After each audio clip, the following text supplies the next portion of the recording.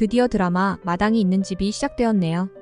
무엇보다 주란과 상은을 맡은 김태희 배우와 임지연 배우의 연기가 기대되었는데요. 예상대로 배우들 각자 배역의 이미지와도 잘 어울리고 연기 또한 몰입되어서 좋았던 것 같아요. 1화의 마지막은 상은이 어디선가 전화를 받고 엄마에게 남편이 죽었다고 얘기하는 장면이었어요. 그런데 저는 상은이가 엄마 남편이 죽었대라고 하는 말이 엄마 남편을 죽였어 라는 말로 들리더라고요. 9월 19일 상은은 남편 윤범의 차를 타고 친정집을 향했었죠. 상은은 윤범이 반여저수지로 밤낚시 가는 길에 화주 친정집에 내려달라고 했던 것인데요. 밤낚시 약속 시간은 19일 밤 11시였지만 상은은 20일 새벽 12시 50분쯤 친정집에 도착합니다. 친정집에는 올케와 오빠는 없었고 치매에 걸린 친정엄마가 있었는데요. 흐느끼며 우는 상은의 옆에서 잠든 척하는 친정엄마의 의미심장한 표정이 기괴하게 느껴지더라고요. 마당이 있는 집 원작 소설에서도 상은의 엄마는 딸이 한 일을 알고 있었는데요. 드라마에서는 그 부분이 좀 더 부각되었던 것 같아요.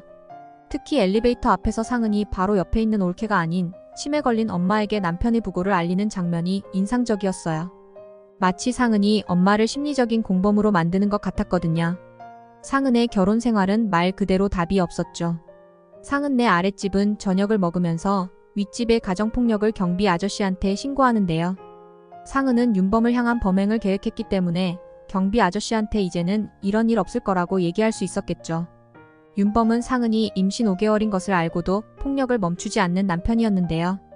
끔찍한 폭력 후 아무렇지 않게 상은에게 스카프를 선물하고 먹고 싶은 거 없냐고 묻는 모습은 소름이더라고요. 딸기가 먹고 싶다는 상은에게 유기농으로 사오라고 시킨 윤범의 말과는 달리 상은은 딸기 아이스크림을 사오는데요. 그 때문이었을까요? 상은은 딸기 아이스크림을 사서 집에 들어가자마자 또 폭행을 당하죠.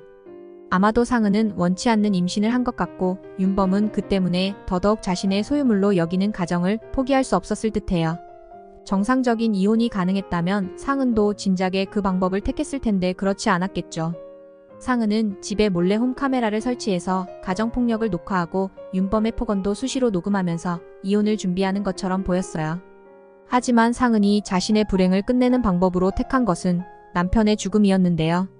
앞으로 상은은 남편 죽음의 진실을 들키지 않기 위한 방법을 찾아야 할 것이고 그 과정에서 주란과의 인연이 시작될 것 같아요.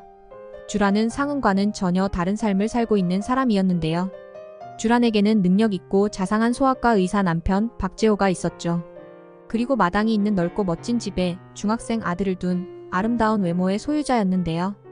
하지만 주란은 드라마 속 그 누구보다 불안해 보였어요.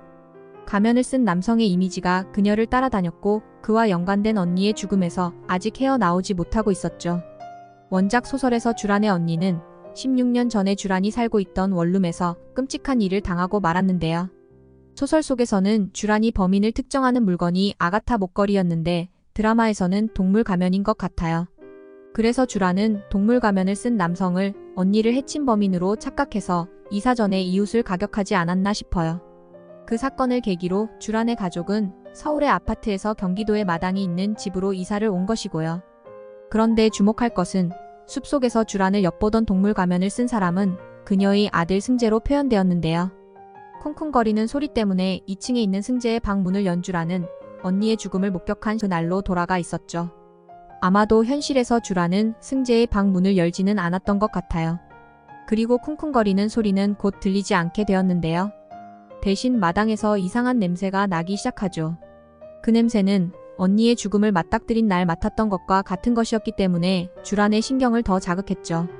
하지만 냄새보다 더 그녀를 자극했던 것은 따로 있었는데요. 바로 남편과 아들의 거짓말이었습니다. 처음에는 주란도 늘 그랬듯 남편이 조종하는 대로 자신이 예민해서 냄새가 난다고 착각하나 보다 하며 애써 현실을 외면했는데요. 옆집 해수 또한 뭔가 썩는 냄새라고 말하는 것을 듣고 마당을 파보았죠. 그리고 땅속에서 사람의 손가락을 발견하고 소스라치게 놀라는데요. 이제 주란은 예전처럼 남편과 자신의 행복을 무조건 믿을 수 없게 되었어요. 그리고 그런 주란이 상은과 만나 공모를 하게 될 텐데요. 2화부터는 본격적으로 상은과 주란이 각자 자신에게 주어진 문제들을 적극적으로 해결해 나가는 모습을 보여줄 것 같아요. 상은은 윤범의 차에서 발견한 핑크색 핸드폰을 단서로 박재호를 협박할 것으로 보이고요. 2화 예고편에서 보니 핑크색 핸드폰에는 박재호가 찍힌 사진도 들어있는 것 같더라고요. 핑크색 핸드폰에 달려있던 장식은 주란의 집 거실에 떨어져 있던 것과 같은 것이었는데요. 그것은 마당에 있던 시체의 정체를 밝히는 데에 중요한 단서가 될 수밖에 없을 듯하네요. 이미 소설을 읽었지만 1화를 보고 나니 남은 7화가 더욱 기대되네요. 특히 소설에서는 약간 모호하게 느껴졌던 승재의 포지션이 드라마에서는 좀 더 뾰족하게 표현되는 것이 인상적이었는데요. 그에 따라 주란의 입장이 혹시 달라질 수도 있지 않을까 하는 생각도 드네요. 이상으로 마당이 있는 집 1화 리뷰를 마치겠습니다. 영상 끝까지 시청해주셔서 감사합니다.